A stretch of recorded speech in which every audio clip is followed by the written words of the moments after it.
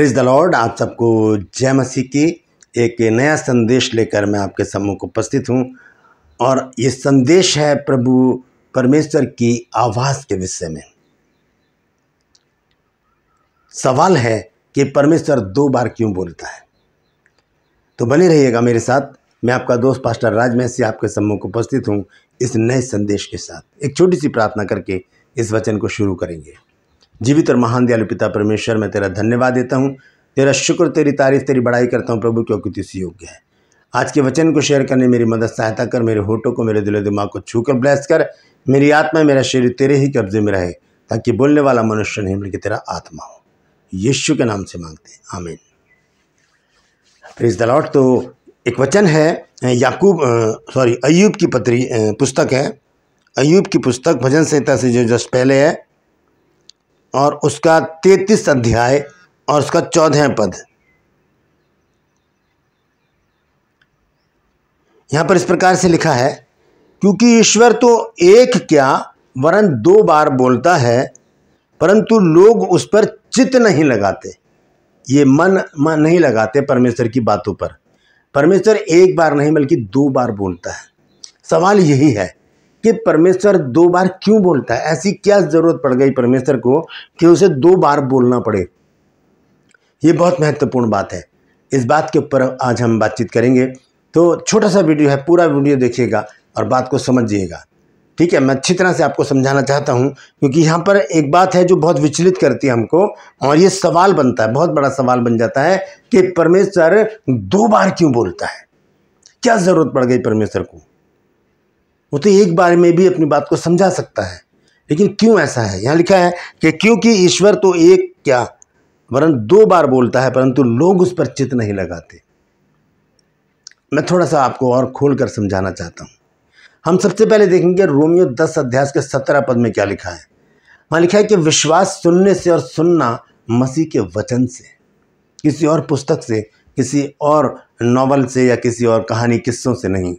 विश्वास हमारा परमेश्वर के वचन को पढ़ने से होता है। विश्वास सुनने से और सुनना मसीह के वचन से। सुनते हैं, पढ़ते हैं, जब उस पर अमल करते हैं तभी हम सही रास्ते पर होते हैं। आइए एक वचन देखेंगे हम, याकूब की पत्री 1 अध्याय 22 और 23 पद।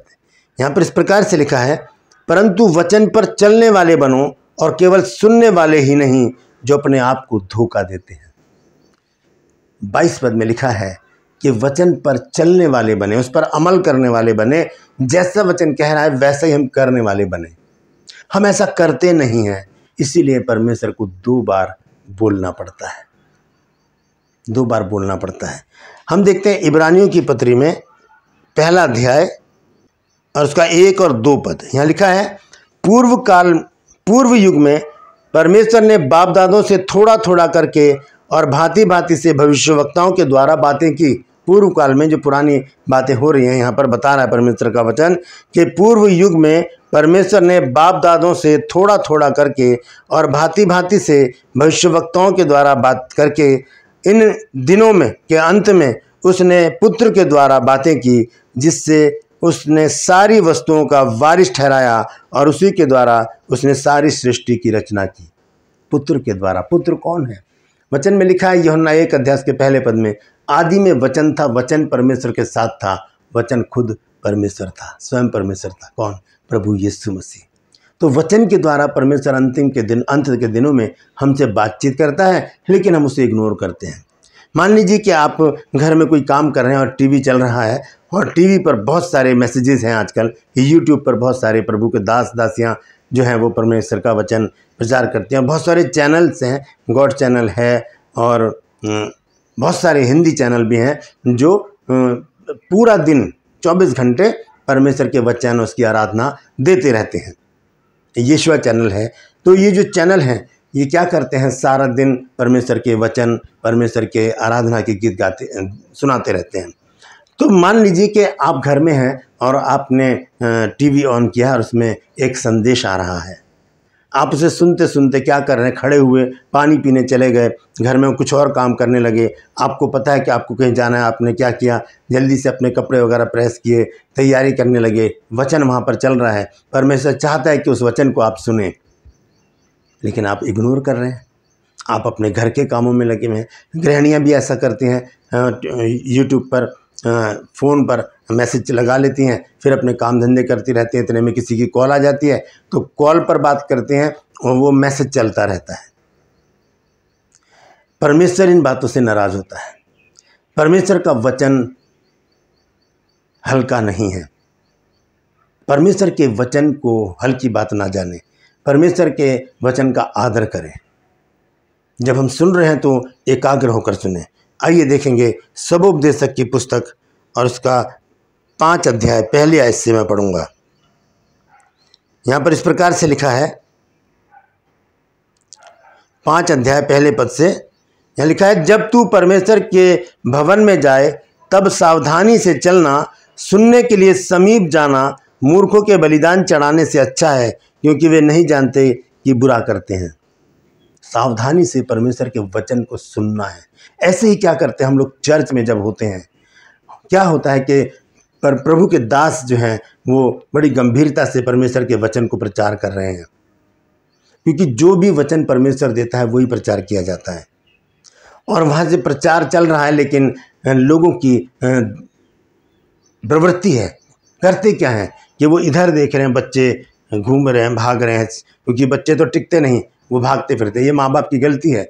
बच्चों को चर्च में भी बैठाना सीखें ताकि वो उसी में परिपक्व होते चले जाएं और आगे चलकर वो भी अपने बच्चों को सिखाएं। तो वो देख रहे हैं कि बहुत से लोग लेट आते हैं चर्च में, तो उनको घूम कर देखते हैं कि कौन आ रहा है। जो आ रहा है वो आकर बैठ जाएगा। आप वचन पर ध्यान दीजिए। ये चीज़ें परमेश्वर को इरिटेट कर देती हैं, दुख पहुँचाती हैं परमेश्वर को। लेकिन परमेश्वर चाहता है कि जो वचन आपके लिए है वो आपको दिया जाए। इसीलिए परमेश्वर दूसरी बार वचन को हमारे पास लेकर आता है। हमने चर्च में वचन को इग्नोर कर दिया, हमने यूट्यूब पर या चैनल्स पर परमेश्वर के वचन को इग्नोर कर दिया। फिर क्या होता है कि हम किसी मीटिंग में गए हैं, वहाँ पर कोई नए पास्टर आए हैं, वही वचन वो प्रचार कर रहे हैं जो आपने इग्नोर कर दिया। तो होता है यार, अभी तो ये वचन तो हम टीवी में सुन रहे थे, ये तो अभी टीवी पर चल रहा था, वो पास्टर जी सुना रहे थे, और अभी तो हमने चर्च में भी अपने पास्टर से वचन सुना है, तो दोबारा क्यों आया? इसका मतलब कि आपने अगर इग्नोर किया है, परमेश्वर चाहता है कि आप दोबारा उस वचन को सुने और उसे अपने जीवन में लेकर आएँ और उस पर अमल करें।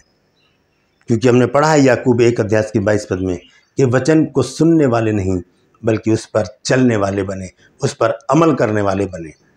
इग्नोर ना करें परमेश्वर के वचन को, परमेश्वर के वचन का अनादर ना करें, उसको सुने ध्यान से कि परमेश्वर क्या चाहता है हमसे। जब हम वचन को सुनेंगे और वैसे ही करने का प्रयास करेंगे, तब परमेश्वर हमें आशीषित करेगा, हमारे दुख दर्द दूर करेगा, हमारे घरों की कमी घटियाँ, पैसे की कमी दूर कर देगा, हमारे घर से रोग दूर कर देगा, हमें ऊपर उठाएगा और हमें पूंछ नहीं बल्कि सिर बना देगा।